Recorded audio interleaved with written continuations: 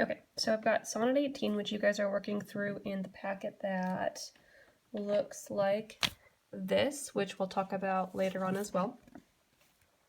Okay, so first of all, when you are scanning a Shakespearean sonnet, you need to be familiar with a couple of things. First of all, I like to label the rhyme scheme first. So every Shakespearean sonnet has 14 lines, and they are going to be made up of 3 quatrains and 1 couplet. Okay, so first of all, does this have 14 lines? Let's see. 1, 2, 3, 4, 5, 6, 7, 8, 9, 10, 11, 12, 13, 14. We do in fact have a traditional Shakespearean sonnet in terms of that. Let's check for the 3 quatrains. So quatrain means 4. So we're looking for 3 sets of 4 lines. So we've got right here, we're going to label that quatrain 1. And then down here, we're going to have 1, 2, 3, 4. That's quatrain 2. Quatrain 3. And then you have your final couplet, which is, of course, 2. Okay, so then we're going to look for the rhyme scheme. So the rhyme scheme, we always determine that by letters. So, and we're going to always look for the last syllable, not the whole word if it's more than 1 syllable, but for the last syllable of the entire line to determine what that rhyme scheme is. So it should be, traditional Shakespearean sonnets should follow this rhyme scheme. A, B, C, D, C, D, E, F, G, G for the last couplet. Okay, so we have day is going to be A. Then we're going to have temperate be B. So now the next line should rhyme with A, which it does, day. So we have another A, another B. So temperate and date, they don't exactly rhyme, but that's okay. Part of the reason is, first of all, they can be near rhymes. Second of all, the emphasis and the rhymes that were used in Shakespeare's time might be a little bit different than our usage today. So for instance, if we have the word love, we would say that love, but you know, he could have been playing it around a little bit to say lube instead. So anyway, we have our first quatrain, A, B. So my next one should be that CD, CD. So C is shines, D is dimmed, so now the next line should rhyme with shines, and decline certainly does. So that's going to be a C, and then untrimmed, dimmed, that one's easy. E, F, so fade, shade, Oist, growest, and then my final couplet, G, C, and the. Okay, so when you're what's called scanning, or really it's annotating sonnet, that's what it looks like first and foremost. And now the fun part. Now we have the what's called the metric feet. So the meter that we're talking about here is iambic pentameter.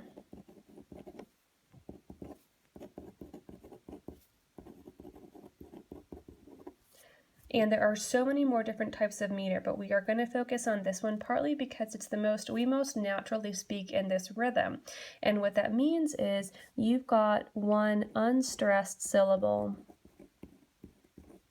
followed by one stressed syllable. And unstressed and stressed just means emphasis. And we have specific markings for those. So for any unstressed syllable, you're going to have a U.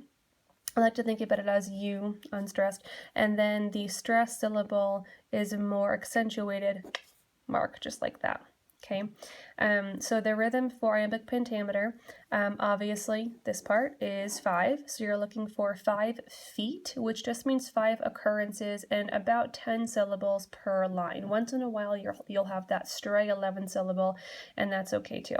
But here we have, shall I compare thee to a summer's day? Breaking it down, I can hear that there is a rhythm. Shall I compare thee to a summer's day? Okay, so shall I is my first metric foot, compare is my second metric foot, the to is my third metric foot, And noticing too, you need to be able to break it up, not based on the word, because summer has 2 syllables. You can clap that out, you can snap it out. I heard of some teachers when you're younger having you place your hand below your chin to determine how many syllables the word has. Whatever works for you, but summer has to be broken up because it is in fact it's comprised of 2 syllables. So I have 1, 2, 3, 4th, and then here's my 5th one. So I literally do that for all of these lines right here. Thou art more lovely and more temperate. So let's see. 1, 2, 3, 4, 5. Rough winds do shake the darling buds of May, and summer's lease hath all too short a date. Okay, so that's one quatrain. You can do the same thing for the rest. You shouldn't, though, just assume that everything follows suit. You shouldn't just, put the unstressed and the stressed syllables. I'm sorry, there are markings there assuming that it's following the rules. Shakespeare was a rule breaker, so sometimes it wasn't always fit to the confines of this sonnet. And so don't get into the habit of just ba ba ba ba ba ba. You'll be able to hear the rhythm, and that's a lot easier. Okay.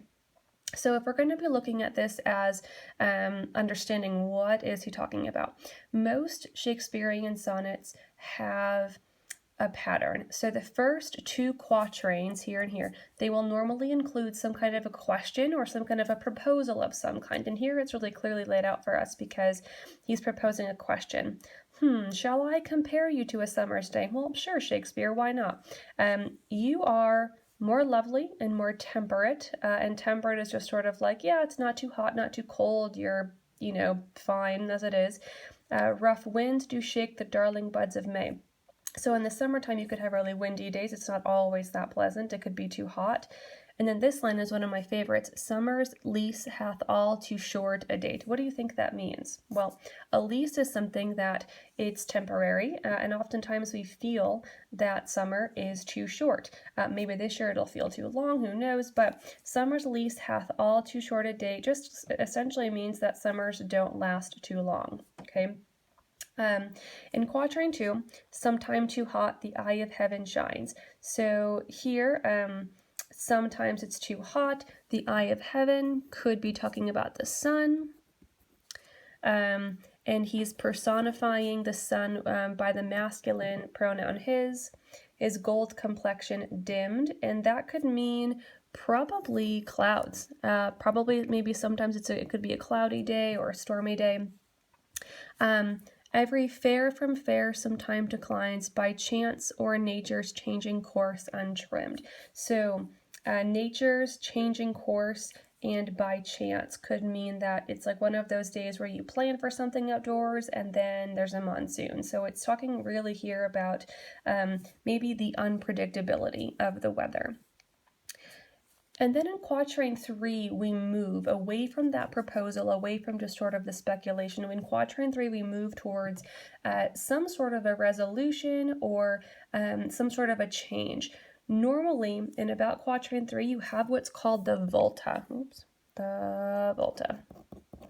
And the volta is normally indicated by that little coordinating conjunction but or yet to indicate some kind of a shift in the topic or to propose some kind of a solution. So you should look for in Shakespearean sonnets the volta or the shift. Volta is just a shift or a change around line 9, and again it's not exact, so maybe you'll find it in line 11, maybe you'll find it in some poems in line 7, but it's normally indicated by the words but or yet.